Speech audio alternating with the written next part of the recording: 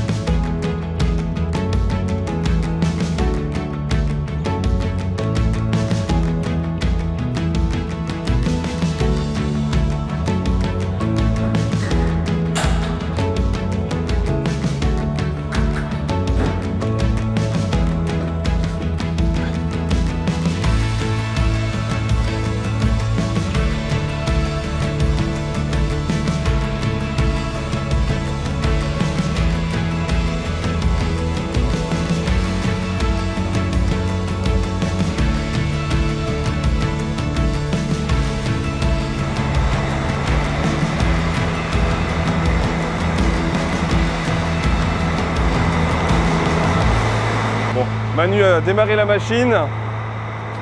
Comment ça se passe? Les gars sont partis avec les élagueuses? Oui, tout à fait, ils sont partis. Moi j'attends que la machine chauffe. Ouais. Et puis là, on va aller au champ pour ramasser les 4 hectares de betterave. 4 hectares de betterave. 4 hectares de betterave. Tu expliqueras une fois qu'on sera au champ comment vous êtes organisé dans l'entreprise par rapport à cette activité peut-être? Tout à fait, je vais expliquer l'entreprise et puis le fonctionnement de la machine. Ouais, ça marche. Voilà. Bon, je te suis. Quelques prises de vue sur la route? Impeccable. Ouais, ça marche.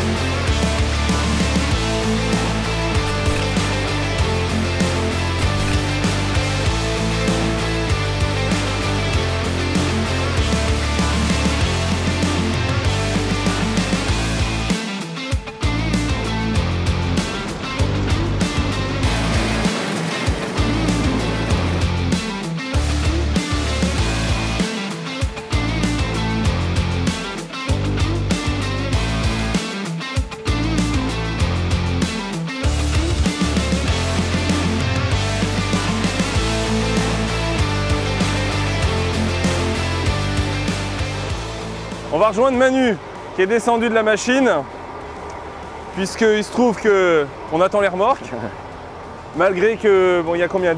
5 remorques? 5 remorques, tout à fait, oui. Et donc du coup, j'en profiter pour te présenter vite fait la machine. Et bah l'activité, ouais, et la machine. Ça marche. Les remorques. Donc du coup, devant, tu as l'effeuilleuse.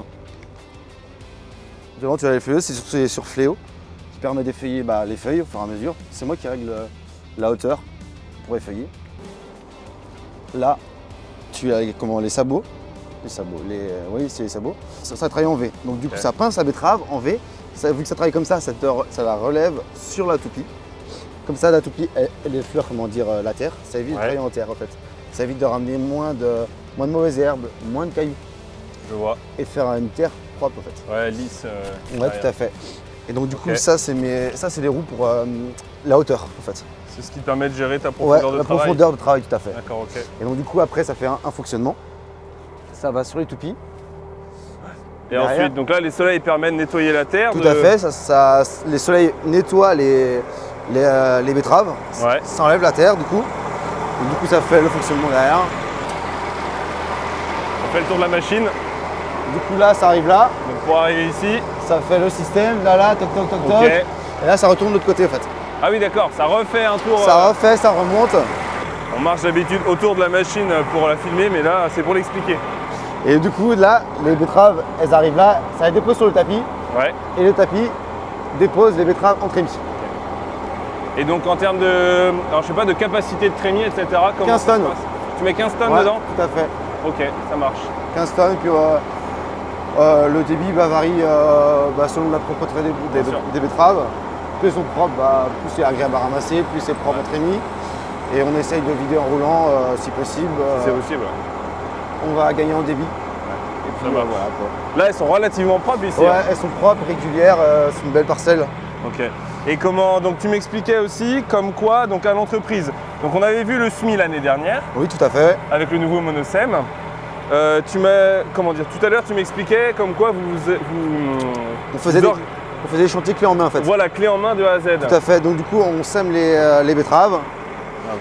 On sème les betteraves, on traite les betteraves, on D'accord. les récolte. C'est un chantier clé en main quoi. Ok. C'est au choix du client, autrement le client peut nous faire semer, traiter lui-même et nous on récolte. Ok. Autrement on peut faire que récolter.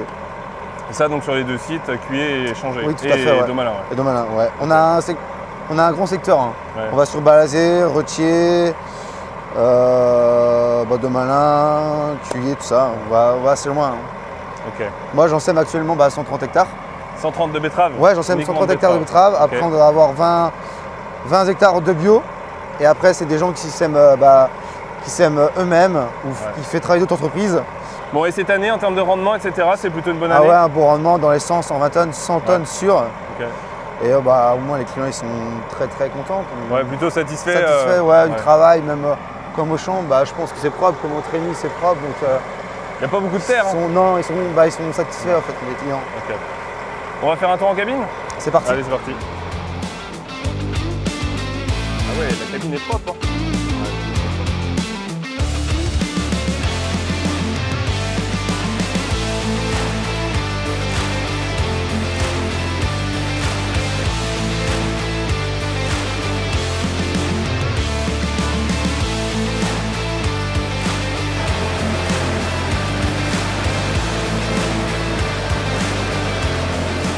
Allez, nous voilà en cabine, donc on va dire dans le cockpit de la machine.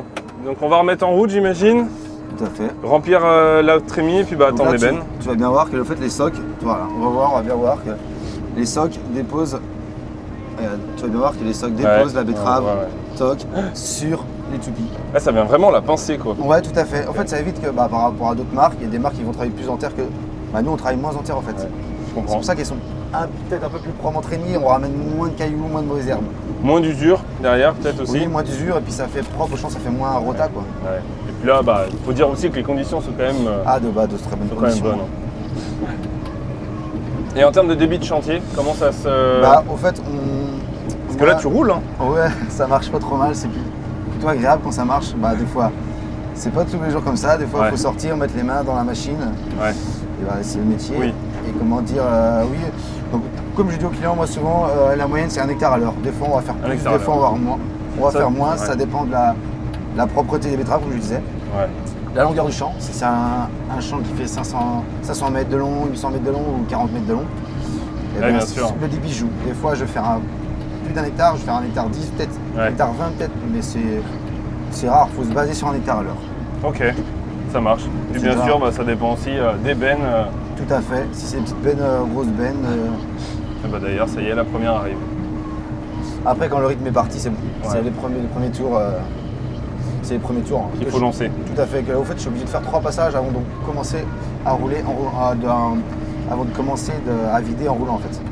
3 passages parce que sinon ça passe Autrement, pas. autrement ça passe pas en fait. On va rouler sur la betterave.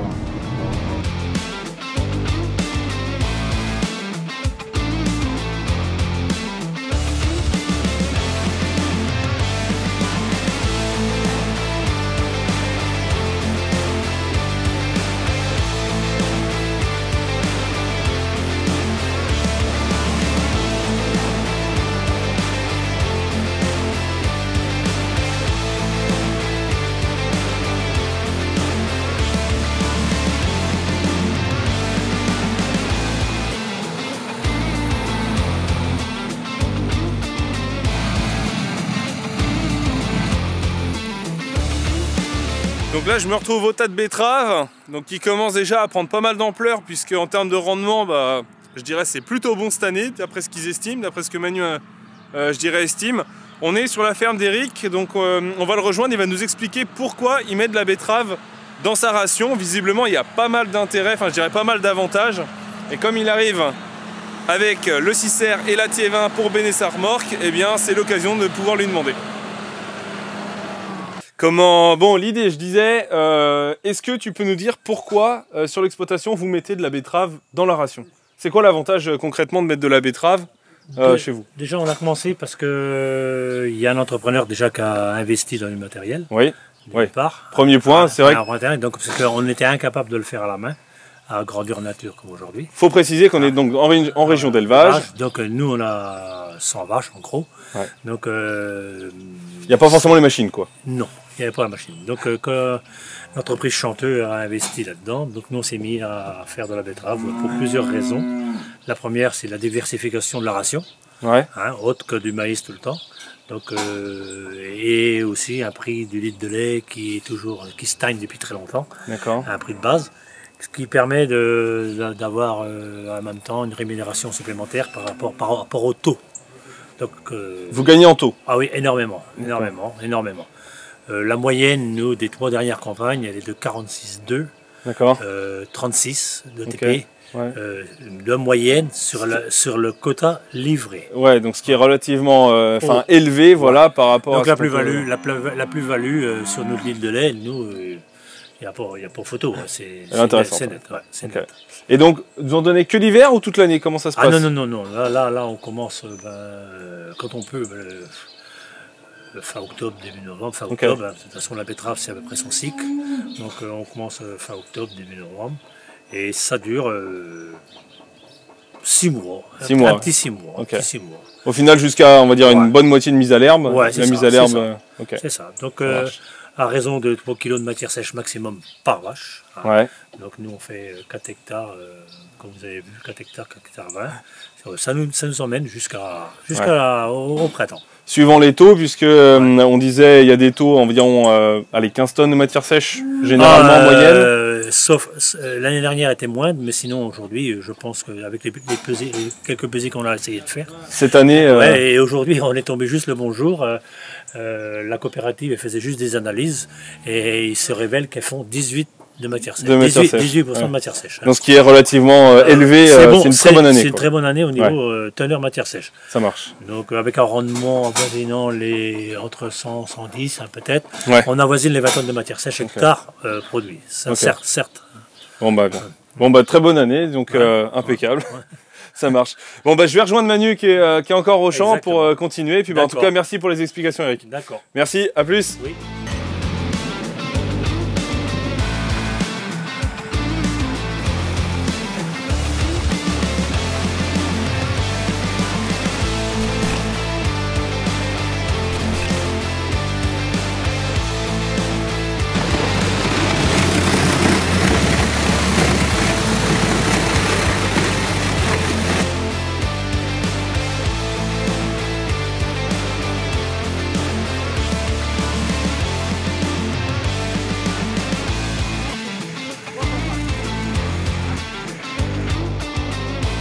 Bon, ça y est, fin de saison, terminé. La saison, la fin de saison, on a effectué cette année, on arrive à 200 hectares.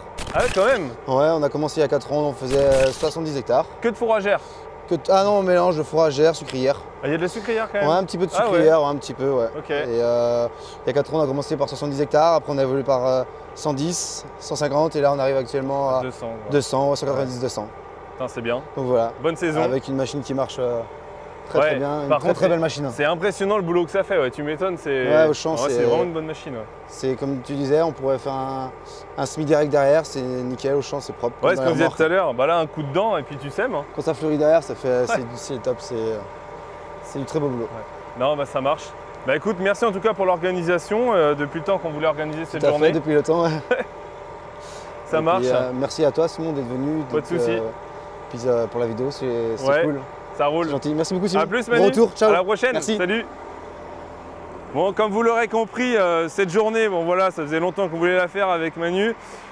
Le client en tout cas est satisfait de, je pense, du boulot qui a été fait. Moi j'espère que cette vidéo vous a plu. Si c'est le cas, n'hésitez pas à la partager, la commenter, la liker en tout cas. Si, je me ferai un plaisir de vous répondre aux commentaires, aux questions que vous pouvez poser. Et puis, je vous dis à la prochaine pour une prochaine vidéo. Allez, ciao!